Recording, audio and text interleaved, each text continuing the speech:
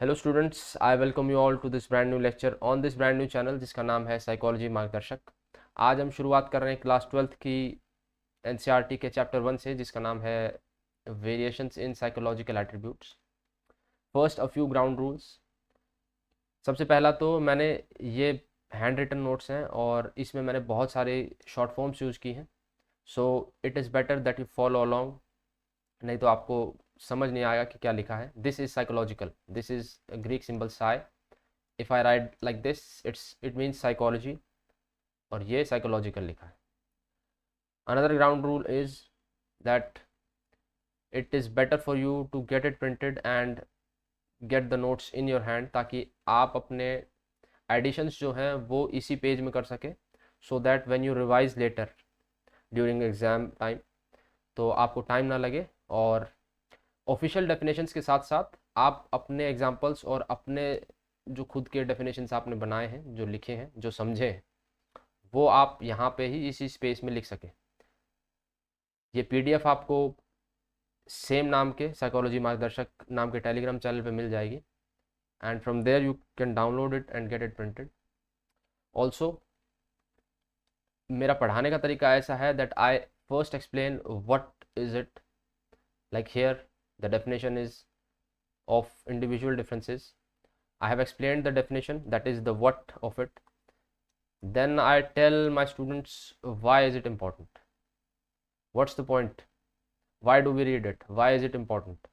Then how, what, when, where, who, these are called the fundamental questions. So if you can answer them, you understand a topic sufficiently. So शुरू करते हैं from the beginning, from the very first topic, individual differences. अब differences से आप क्या समझते हैं?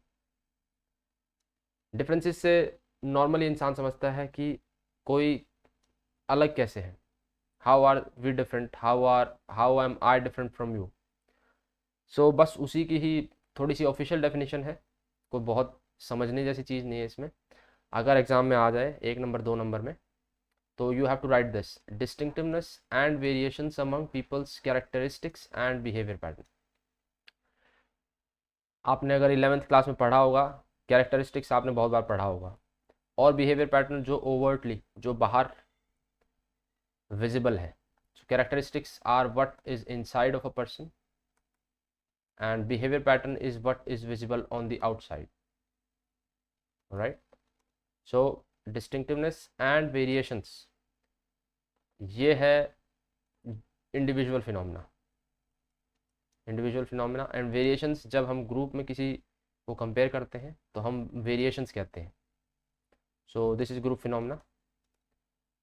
इतना सब, ये सब एक्सप्लेन कर रहा हूँ मैं। You do not have to write them, you just have to know कि ये क्या है और क्या इसमें से याद करने की चीज़ें हैं और क्या समझने की चीज़ें हैं। So individual differences, definition: distinctiveness and variations among people's what characteristics and behavior pattern. Moving on, अब हमने पढ़ा, जैसे मैंने बताया कि पहले हम पढ़ेंगे what is it, now we are reading why is it important, why are individual differences important. Individual differences are what gives this world its diversity and beauty. अब जैसे 2 नंबर के क्वेश्चन में अगर आपको पूछा जाए individual differences, so you can write the definition, yes, but if you add this gives a certain gravity to your answer. Differences are what gives this world its diversity and beauty. Diversity मतलब भिन्नता, और beauty means beauty. So this world is beautiful because it is different. If it were the same, everything was the same, if each tree was the same, if each human being was the same, this world would be something, it would be very boring. It would not, some might say that it would not even be worth living then, if everything was same. So it's diversity and beauty. And how does it manifest? How do differences manifest? They manifest in physical and psychological dimension. अब हम human beings के बारे में बात कर रहे हैं, तो अब फिजिकल और साइकोलॉजिकल डायमेंशंस की बात हो रही है। फिजिकल डायमेंशंस जैसे कि height, weight, colour of the skin, colour of the eye. Psychological dimensions हो सकते हैं जैसे कि आपने 11th क्लास में भी पढ़ा होगा। They can be intelligence, personality, personality के कैरेक्टरिस्टिक्स जैसे neuroticism, extraversion, etcetera etcetera. So that's how they manifest. That's how differences manifest. Differences manifest in physical and psychological dimensions. And since we are students of psychology, तो हमारा ध्यान अब ज़्यादा psychological dimensions पे होगा। Psychological dimension में इंसान कैसे एक दूसरे से डिफरेंट है, what are its different types. So ये नोट्स जो हैं एनसीईआरटी से बनाए गए हैं। So this is a word that has been mentioned, situationist. Two schools on the reason for differences in behaviour. अब यहाँ पर टू ब्रॉड स्कूल्स हैं जो कहते हैं कि भाई बिहेवियर डिफरेंट है। बिहेवियर डिफरेंट है इतना तो हमें पता है। Why are they different? Situationist, ये आपके एनसीईआरटी में मेंशन्ड है। सिचुएशनिस्ट कहता है that behaviour is a result of external factors और एक्सटर्नल एनवायरनमेंट और external situation, hence situationist. But इसके ही एग्जैक्ट ऑपोजिट है बायोलॉजिकल रिडक्शनिस्ट। बायोलॉजिकल रिडक्शनिस्ट कहेगा that internal biological traits are responsible for all the differences that occur in behaviour. But ये दोनों बहुत ही extreme ends of reality हैं, right. अगर यहाँ सिचुएशनिस्ट है, यहाँ बायोलॉजिकल रिडक्शनिस्ट है। रियलिटी कहीं बीच में लाई करती है depending upon the situation. For example, जैसा ये एग्जांपल आपकी एनसीईआरटी में भी दिया गया that if you are working under a boss and the boss says something to make you angry, you cannot show that anger right there and then, because that would mean possible termination of your job, right? So ऐसी situation से बचने के लिए what do? We modulate our behavior. So situationist and biological reductionist. So if you control your anger, you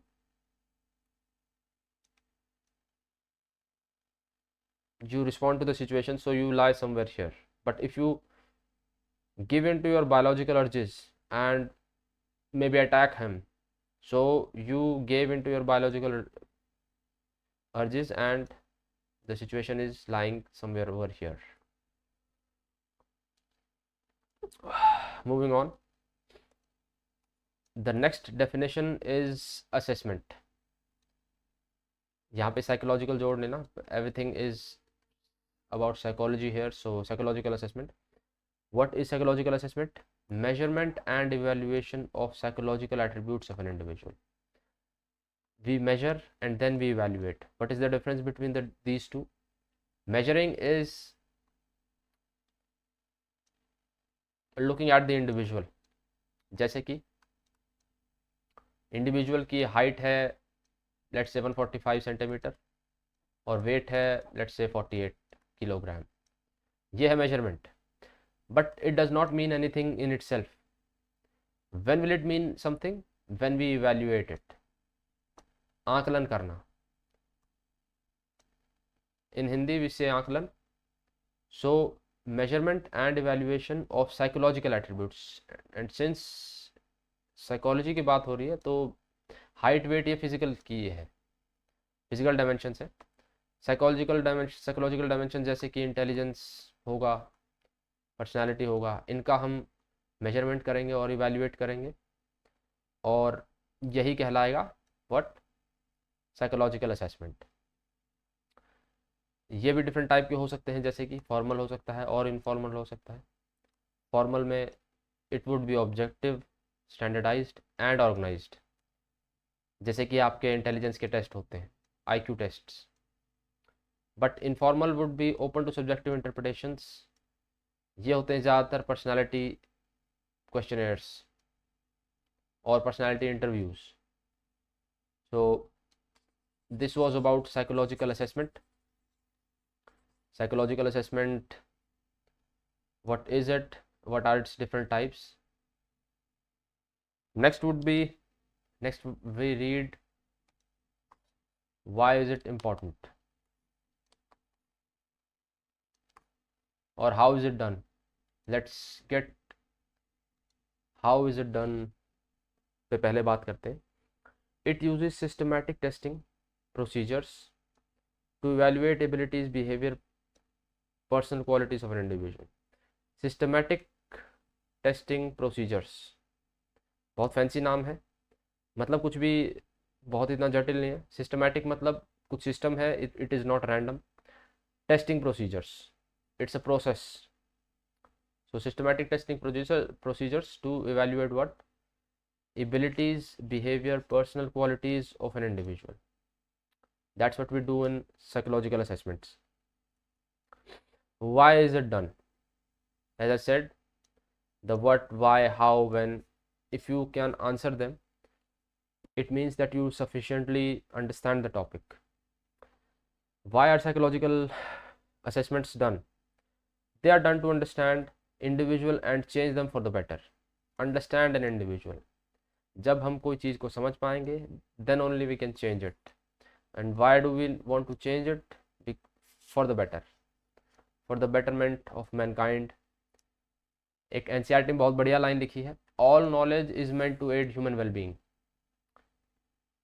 शायद 11th class की NCERT में chapter 1 की ही बात है. दुनिया में कोई भी नॉलेज क्रिएट हो रही है, कुछ भी इंसान जानने की कोशिश कर रहा है, what is the end goal here? To make the human life better. Human is at the centre. Pretty narcissistic but true. So that's why we do psychological assessments. अब असेसमेंट के मेथड्स अलग अलग हैं, जैसे कि जो चीज़ आप मेजर कर रहे हैं उसके हिसाब से. जैसे अगर आपको आईक्यू टेस्ट करना है तो there are psychological tests, IQ tests. अगर आपको पर्सनालिटी जांचनी है तो there are interviews, case studies, observations. So there are different psychological dimensions and this unit is mostly about intelligence. Anyways, let's talk about other psychological attributes. What are psychological attributes? एक बार official definition भी देख लेते हैं. Traits or characteristics that shape how we think, feel and behave. Attributes वो हैं जो हमारी thinking, feeling और बिहेवियर को डिसाइड करते हैं. वो ट्रेट्स एंड कैरेक्टरिस्टिक्स हैं that shape how we think, feel and behave. बहुत सिंपल डेफिनेशन है और बहुत कॉम्प्लिकेट नहीं करना है अपनी चीज़ों को. You just have to understand them in essence और आपको खुद ब खुद याद आ जाएंगी दैट व्हाट इज इट. अब एट्रीब्यूट्स जैसे कि ये नीचे लिखा भी है, what are those? It includes things like intelligence, personality, emotional pattern, social skills etcetera. ये सब साइकोलॉजिकल एट्रीब्यूट्स हैं जो हमारी थिंकिंग, फीलिंग और बिहेवियर को शेप करते हैं, मॉडिफाई करते हैं, डिसाइड करते हैं.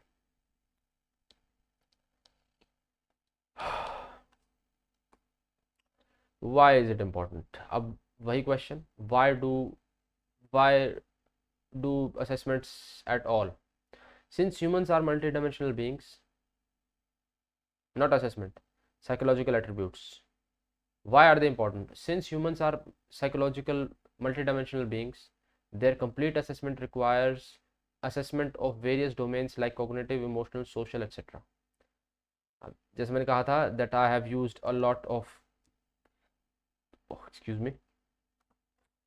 I have used a lot of short forms.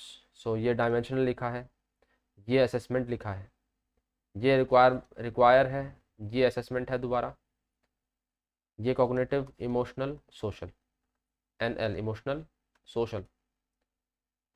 So हम यहाँ पढ़ रहे हैं why is it important? Why do we study attributes at all?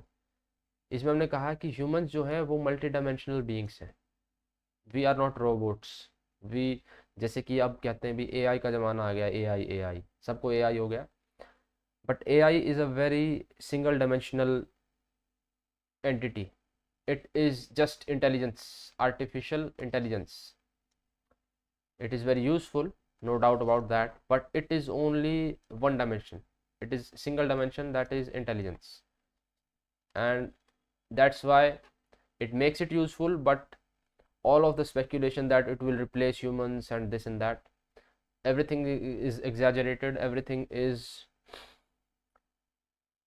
has been blown out of proportion. Why? Because it gets views. A scared man will watch anything. It That's how you keep people glued to the screen.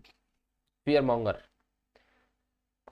So we humans, how are we different than machines? We are multidimensional. अब ये अच्छी बात है कि बुरी बात है मुझे नहीं पता, वेल अच्छी ही बात है। मशीन होने में क्या अच्छा है? That's Y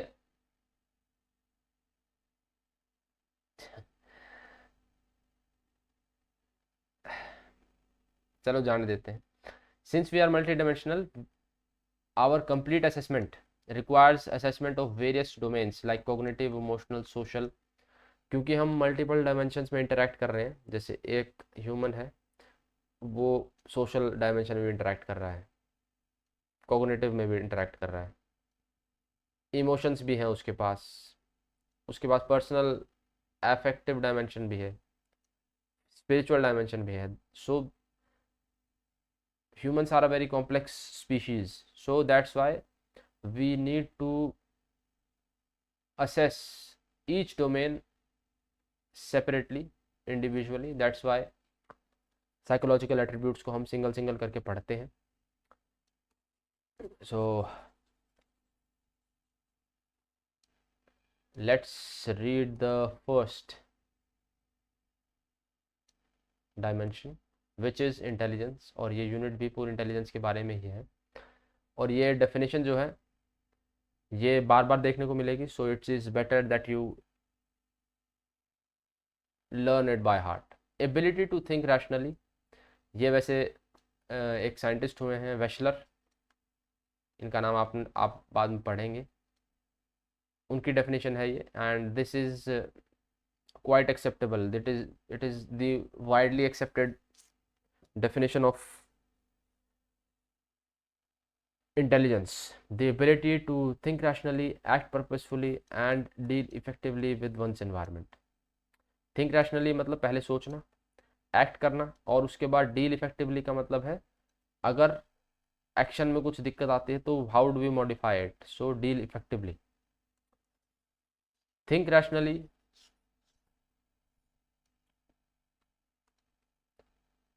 rationally, act purposefully and deal effectively with one's environment. It is a global measure of a person's general cognitive competence. This is the what definition of intelligence. It is a global measure of person's general cognitive competence. कि इंसान अपने general life में उसका दिमाग, उसकी बुद्धि कितनी तेज है, that is what intelligence is. At the second number is aptitude. अब क्योंकि ये यूनिट इंटेलिजेंस के बारे में है, so you do not have to worry about aptitude as much, but still definition पढ़ना, उसको समझ लेना, and keeping it in memory serves you well in exam. Aptitude: individuals' underlying potential for acquiring skills if provided with proper environment and training. Aptitude आपका inherent underlying potential है. Potential का मतलब अगर आप समझते हैं तो पोटेंशियल एनर्जी, जैसे आपने बचपन में फिजिक्स में पढ़ा होगा, पोटेंशियल एनर्जी जब चीज़ें ऊपर जाती हैं तो it has acquired potential energy. So potential means जहाँ तक आप पहुँच सकते हैं. Underlying potential for acquiring skills, if, that is a very important word here, if provided with proper environment and training. So aptitude आपकी स्किल में बदल पाएगा only if you have proper environment and training. और aptitude को test करने के लिए there are tests, multiple there are tests.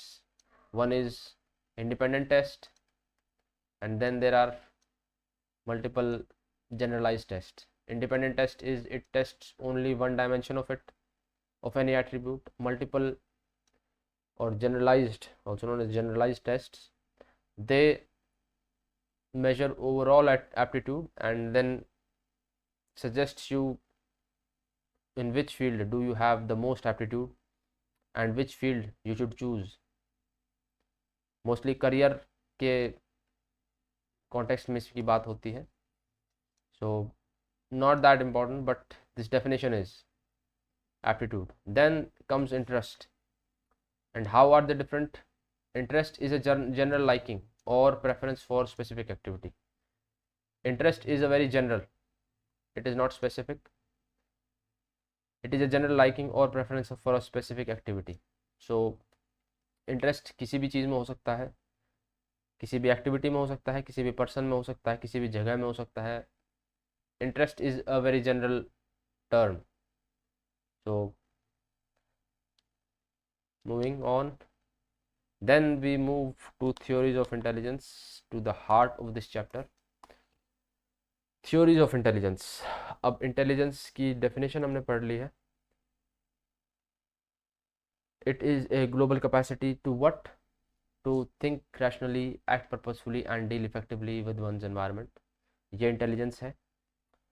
अब इंटेलिजेंस को हम पढ़ रहे हैं. It can be studied from different perspectives. Intelligence तो एक चीज़ है, दिमाग में इंसान की क्षमता, but we have to look at all the theories and all the perspectives कि लोगों ने इंटेलिजेंस को कैसे देखा है and how have they studied it. Starting from the two categorisations of how to study intelligence. First is psychometric approach, second is information processing approach. अब ये difference आपका शायद डिफरेंसेस में आ सकता है 2 मार्कर और 3 मार्कर में.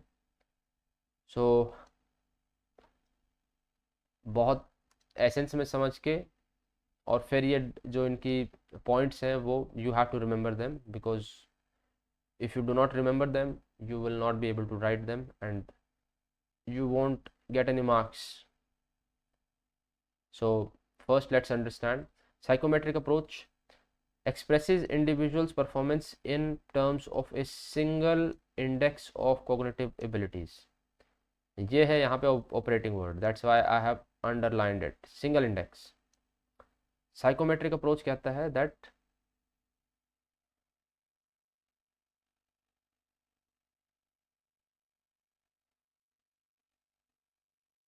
साइकोमेट्रिक अप्रोच कहता है दैट इंटेलिजेंस जो है वो एक सिंगल इंडेक्स है कॉग्निटिव एबिलिटीज़ का. सो it is a quantitative approach, very mathematical.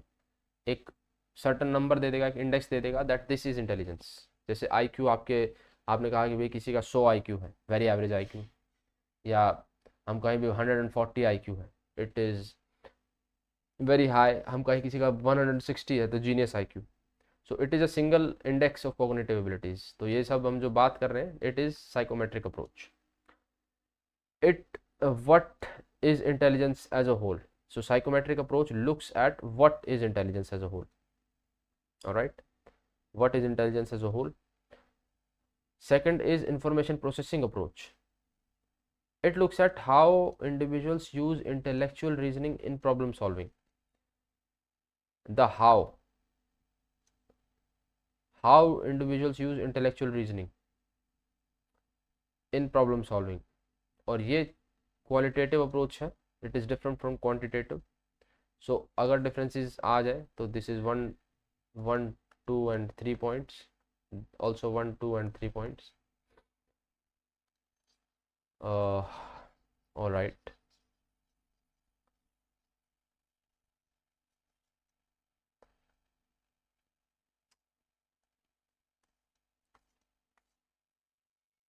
Starting from the psychometric approach, जिसमें पहली ही थ्योरी अल्फ्रेड बिने की है. He is also known as father of intelligence testing. Remember this is father of intelligence testing. एक father of psychometry भी है, father of psychometry या psychometric testing. वो है आई थिंक फ्रांसिस गैल्टन या Galton है, मतलब फर्स्ट नेम मुझे याद नहीं है, Galton. So this is a different person. Intelligence testing जो है वो शुरुआत की थी अल्फ्रेड बिने ने, that's why father of intelligence testing. He tried to formalise the concept of intelligence testing, that's why father of intelligence testing. His theory is one factor theory of intelligence और unifactor theory of intelligence, Alfred Binet. हालांकि इनका नाम बस as a father of intelligence testing याद रखना है, and one factor theory इन्होंने दी थी।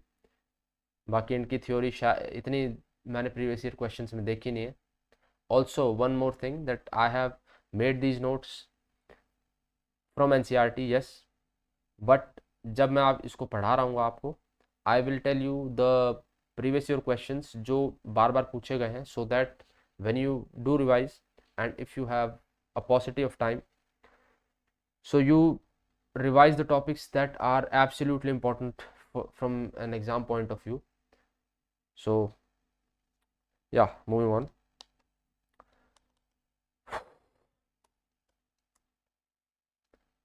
बिने की ही बात कर रहे हैं हम यहाँ पे। इन्होंने यूनिफैक्टर और वन फैक्टर थ्योरी दी थी of intelligence. He said intelligence is an ability consisting of one similar set of abilities which can be used for solving any or every problem.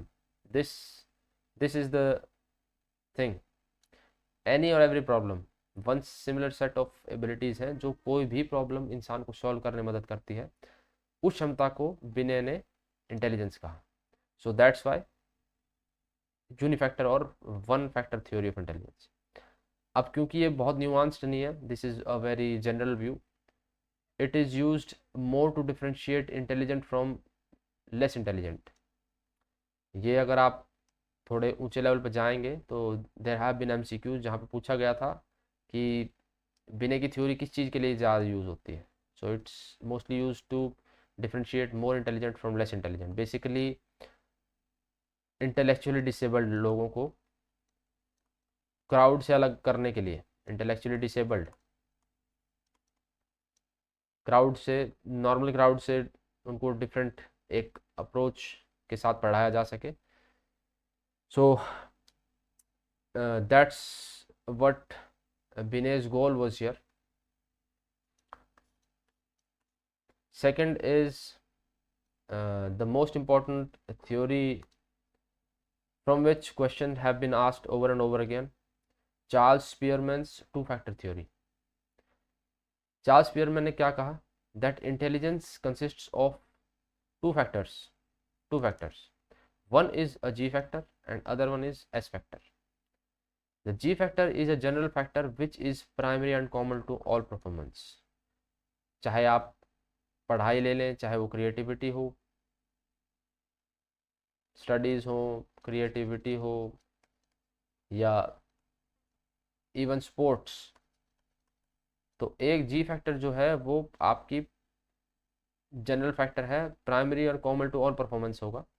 Then there is an S factor, specific factor which are specific to certain domains, जैसा कि नाम से ही clear है, G factor and S factor, general factor, specific factor. ये common है, ये specific है। और क्या डिफरेंस है? That this G factor is more stable and innate. Innate का मतलब समझते हैं आप? बायोलॉजिकली डिटरमिन्ड, जो आप पहले से लेके आए हैं, and less dependent on environment. So ji factor जो है वो बहुत डिपेंड करेगा आपके जेनेटिक्स में, कि क्या आप ऑलरेडी पर्सनालिटी लेके पैदा हुए। And S factor is more dependent upon training and environment, कि आपको एनवायरनमेंट कैसा मिला है।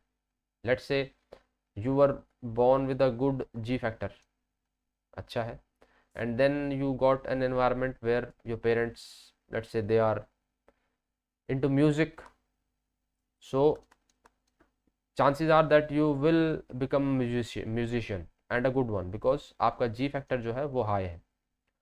ऐसे ही मान लेते हैं आप किसी ऐसे घर में पैदा हुए जहाँ पे चेस प्लेयर्स हैं, सो अगर आपका जी हाई है तो आप चेस के मास्टर बन जाएंगे। So this is the difference between G and S vector.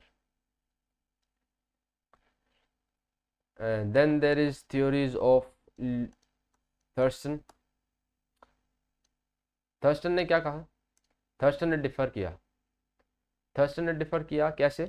He said कि इंटेलिजेंस जो है वो it consist of 7 primary abilities, और इन्होंने कॉन्ट्रास्ट किया किसको? स्पीयरमैन को। दैट स्पीयरमैन जो है इनके हिसाब से गलत है कि एक जनरल एबिलिटी सब कुछ डिसाइड नहीं करती है। There are 7 primary abilities which decide a person's intelligence. और ये भी एमसीक्यू में ही पूछे जाते हैं। आपको 4 ऑप्शन दे देंगे and it will be asked कि इनमें से, इन 4 में से कौन सा थर्स्टन के द्वारा दिया गया 7 प्राइमरी एबिलिटीज़ का पार्ट नहीं है।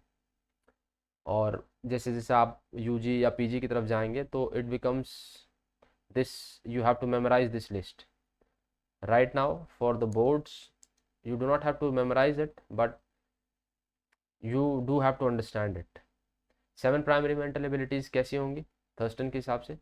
First would be verbal comprehension, second would be verbal fluency, then numerical abilities, inductive reasoning, memory, perceptual speed and then spatial relationships.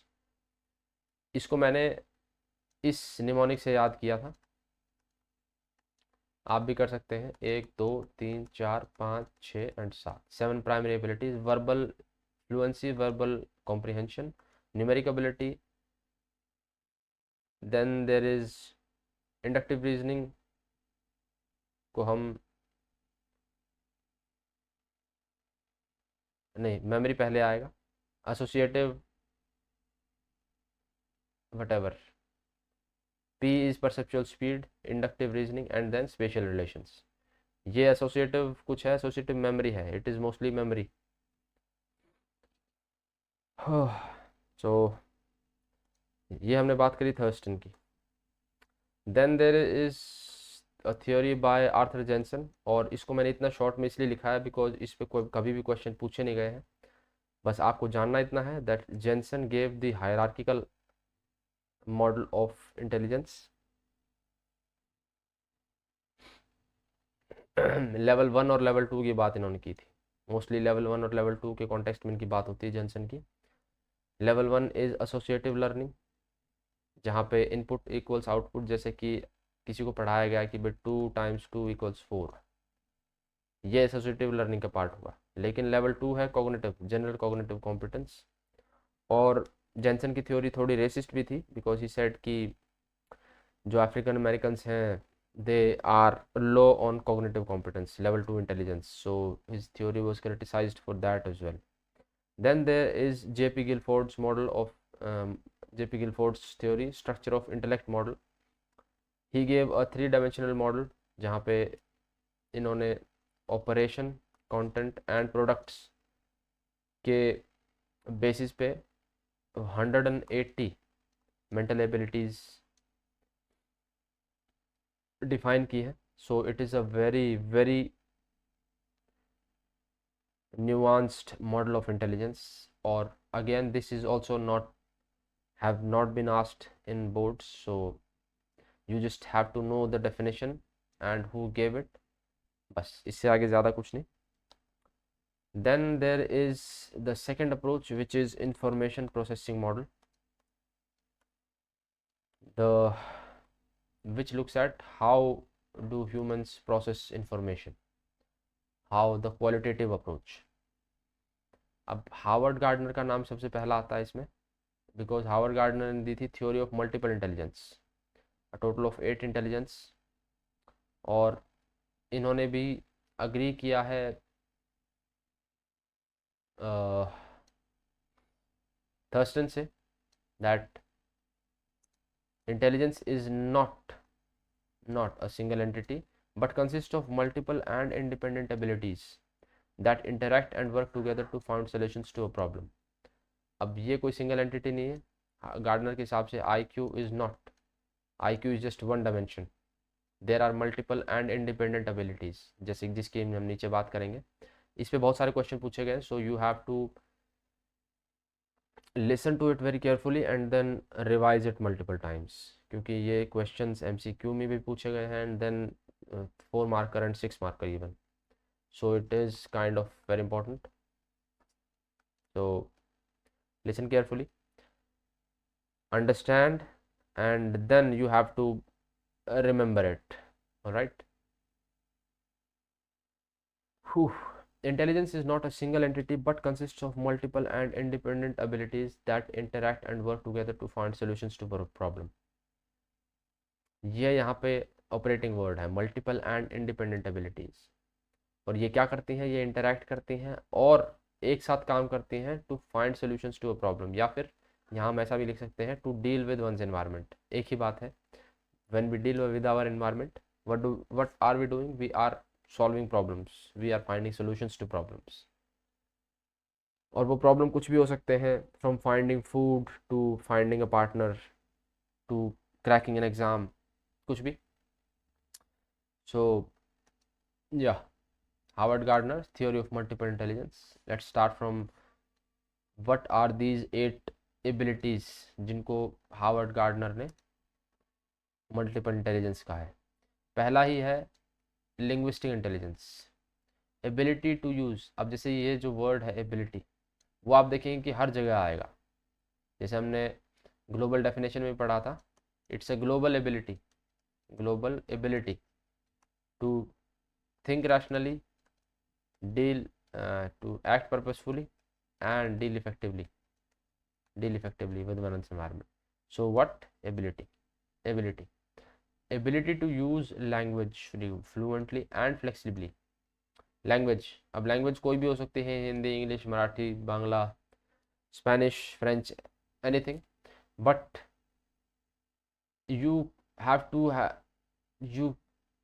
have the ability to use it fluently and flexibly to express yourself and to understand others. अब ये intelligence आपको कहाँ देखने मिलती है सबसे ज़्यादा, जैसे कि poets, writers,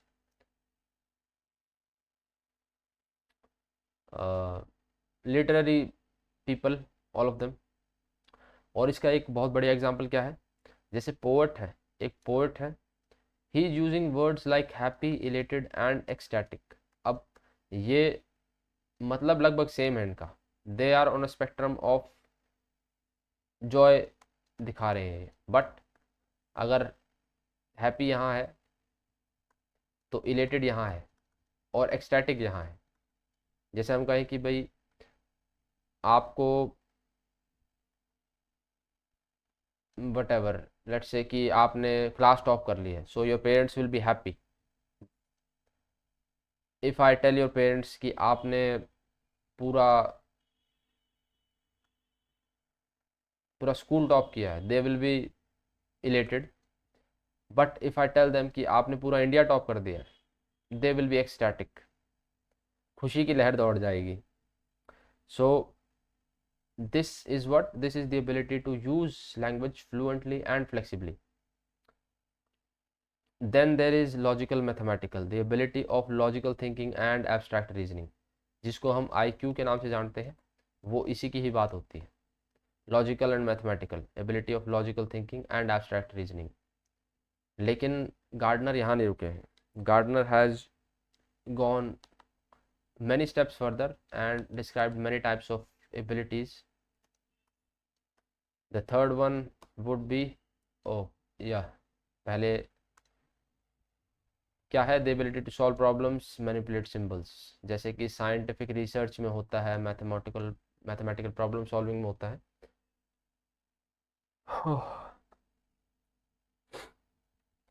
then there is spatial intelligence, the ability to represent the spatial world inside the mind.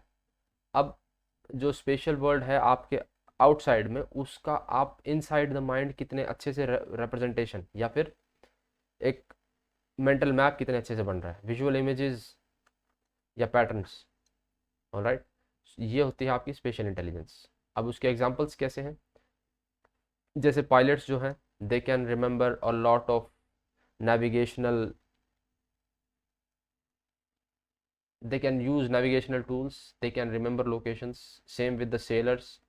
Then there are sculptors, जो स्कल्पचर्स बनाते हैं, दे हैव स्पेशल इंटेलिजेंस, और आर्किटेक्ट्स, इंजीनियर्स, और even cab drivers for that matter, उनका spatial intelligence बहुत बहुत अच्छा है। That's why they can remember all of the locations, the maps. In fact a London cab drivers के अगर आपने सुना है उनके बारे में, तो there is a very difficult exam that they have to crack to become a cab driver in London. पहले तो ऐसा होता था, अब मुझे नहीं पता अभी नेविगेशन के ज़माने में क्या होता है, but around 10 years ago when I read about it, Sherlock शायद सीरीज थी, टीवी सीरीज, उसमें I don't know, I came across this trivia, so just wanted to let you know. So spatial intelligence. Then we come to another type of intelligence, which is musical intelligence. अब नाम से ही clear है, ability to produce and manipulate musical rhythms and patterns. अब ये music vocals भी हो सकते हैं एंड म्यूजिकल इंस्ट्रूमेंट्स भी हो सकते हैं। Then there is bodily kinaesthetics, the ability to use a whole or part of body flexibly and creatively। कितनी फ्लेक्सिबली और कितनी क्रिएटिवली आप अपनी बॉडी के मूवमेंट्स को यूज़ कर सकते हैं, जैसे कि डांसर्स करते हैं, एथलीट्स करते हैं, and even actors and even comedians for that matter. जैसे आपने देखा हो कईयों की फिजिकल कॉमेडी, जैसे Charlie Chaplin was a legend, और more recently Mr Bean is an actor who uses his bodily kinesthetic intelligence brilliantly to convey comedy। Actors भी ऐसे ही हैं, एथलीट्स, ऑफ कोर्स डांसर्स, ये सब कौन सी इंटेलिजेंस यूज़ कर रहे हैं? Bodily kinesthetic intelligence. Then there is interpersonal intelligence, the ability to understand subtle aspects of others behavior like motives, feelings, expectations। ये बेसिकली इसका आसान वर्जन या लेमन लैंग्वेज में कहें तो the people skill. How well can you understand others, how what they are thinking, what is their motivation, how are they feeling, what do they want. जैसे एक movie में dialogue था, I don't know movie में था कि podcast में मैंने सुना था, that if you can answer this one question you will rule this world, and that question is what's in it for me। whoever you meet, if you can answer this what's in it for me, तो आप ये जान पाएंगे कि वो अगला बंदा क्या चाहता है, and then you can convince him to your way of thinking by providing him what he wants। some people want praise, some people want money, and some just want to what,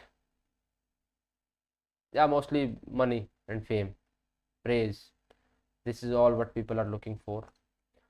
so people with good interpersonal intelligence, what do? they understand people। so psychologists, they have good interpersonal skills। politicians, of course, you must be, have you met a politicians up close? look at how they conduct people, they know what people want, they will say exactly what people want to hear, and a good politician is the one who understand people। politics is mostly about understanding people, the voters, your fellow politicians, the opposition। then there are religious leaders, इनका भी interpersonal intelligence, mostly religious leaders are kind of political leaders because religion has become more about politics now more than ever। so interpersonal intelligence, what is it about? it is about understanding the subtle aspects of others behavior, their motives, their feelings, their expectations। oh, then there is intelligence of which kind? intrapersonal।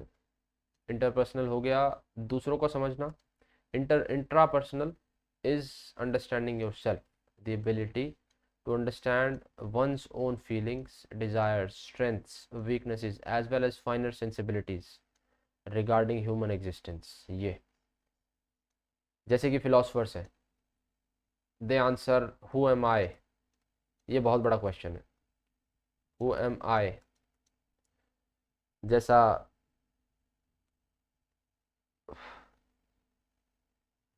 बड़े बड़े philosophers ने कहा है, या फिर even religious philosophy भी इसी पे जाती है कि you have to know your own self. जैसा कि क्रिश्चियनिटी में कहा जाता है know thy self, know thy self. What does it mean? That you are a part of divinity. So if you know yourself, thy is old English for you, yourself. So know thyself means know yourself, and when you know yourself you will know divinity. So that is what intrapersonal intelligence is about. Its ability to understand your own feelings, your desires, your strengths, your weaknesses, and finer sensibilities regarding human existence. Philosophers have good intrapersonal intelligence. Spiritual leaders, what is the difference between religious leaders and spiritual leaders? uh, you tell me in the comment section कि क्या difference है. Moving on, the I think this is the last one. Yes, this is the last one, which Gardner talked about. It is naturalistic intelligence. It is the ability to identify and appreciate the beauty and features of the natural world, not the artificial world. अब कोई building है, उसमें कोई pillars हैं, उसमें कोई perspective है, कुछ भी है, वो आएगा आपका स्पेशल इंटेलिजेंस में, जो हमने पढ़ा था 3rd नंबर पे. This is about the natural world, flora and the fauna. So if you can identify and appreciate the beauty of this world, the natural world, you have good naturalistic intelligence. And who are people with good naturalistic intelligence?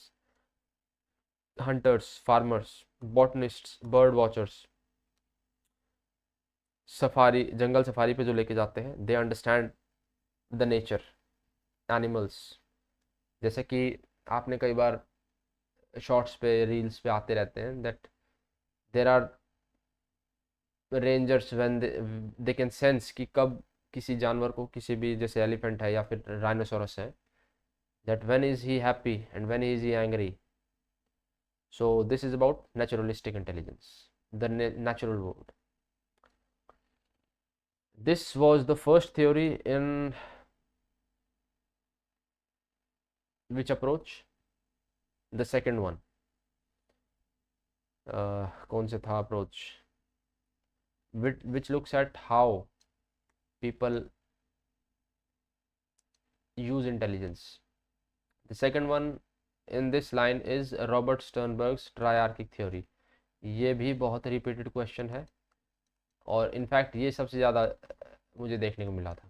So you have to memorise it really well. Componential intelligence, पहला ही Robert Sternberg की ट्रायआर्की, try मतलब 3, तो 3 component बताए हैं Robert Sternberg ने.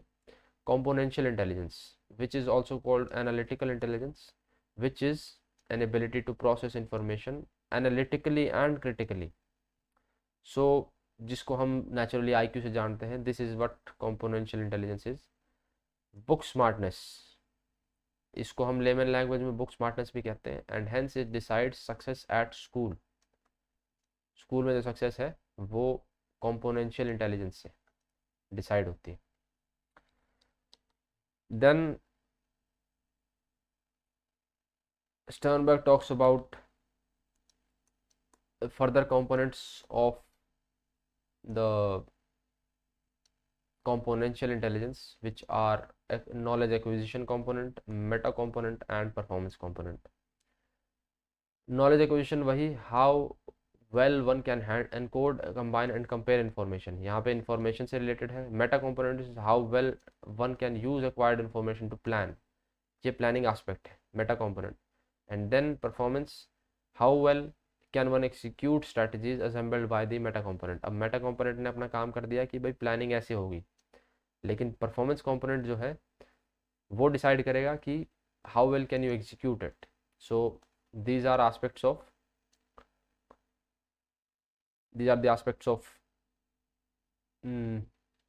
componential or analytical intelligence. The second one is experiential intelligence or creative intelligence. अब creation जो है वो experience से आता है. You cannot be creative if you have not experienced the field that you are trying to be creative in. जैसे कि if you are trying to create an art, a painting, so you have to have experience. अब ये इसका literal meaning नहीं है, but this is for memorization. Creative intelligence, ability to integrate different past experiences in an original way to make new discoveries or intervention. जैसे कि Steve jobs ने भी कहा था that you have to make dots in your life. Steve jobs ने कभी कुछ किया, कभी कुछ किया, कभी कुछ किया, but then as you go ahead in your life, तो ये जो डॉट्स हैं ये कनेक्ट होना शुरू हो जाएंगे, and they will connect in very unexpected ways. So this is what experiential or creative intelligence is about. You have to use past experiences like these dots in an original way. You have to connect them in an original way to make new discoveries. जैसे कि for example, जैसे Steve jobs का example दिया मैंने. Steve jobs took a class in calligraphy in his college. I don't know where he was, Harvard or Stanford. So he took a class in calligraphy. Well, it doesn't make much sense, but he was also interested in computers. How did these two dots connect? He created the font in MacBook, not MacBook, Macintosh, the Apple's OG computer. He designed the font in it. So that's how he used creative intelligence. What did he do? He integrated his past experience of calligraphy class and his interest in computers to in an original way to make new discovery, that is creating a font. Well, creating a font is not that a new discovery, but it is something, and in those days, well, it was a huge deal. Then there is contextual intelligence, which is also called street smartness. अब आपने book smartness के बारे में पढ़ा. This is about street smartness. Street smart is about how practical you are. It is also called practical intelligence, well, for obvious reasons. It is the ability to deal with one's environment by adapting, selecting or modifying the environment. अब street smartness हम किसको कहते हैं कि एक person जो है वो सिचुएशन के हिसाब से, इन्वायरमेंट के हिसाब से उसको अडेप्ट कर सके, सिचुएशन सिलेक्ट कर सके और अपने हिसाब से मॉडिफाई कर सके. For example, you have to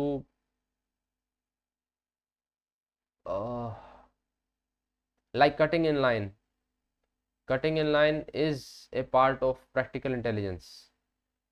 Well, how well do you cut in line? Well, not exactly. This is not a very good example. I will find you a better example and then I will come back to it, but street smartness, I think you understand. This is the official definition: the ability to deal with one's environment by adapting, selecting or modifying the environment. This ends the theory by who was it, man? Sternberg की triarchic theory, 3 components खत्म हो गए. Then there is past theory, and we will do this in the next lecture. Till then, keep revising, add your own notes, your own examples to the already provided notes, and that way आप ज़्यादा अच्छे से समझ पाएंगे. और yeah, that was everything. I will see you in the next one. Till then, take care, have fun, peace.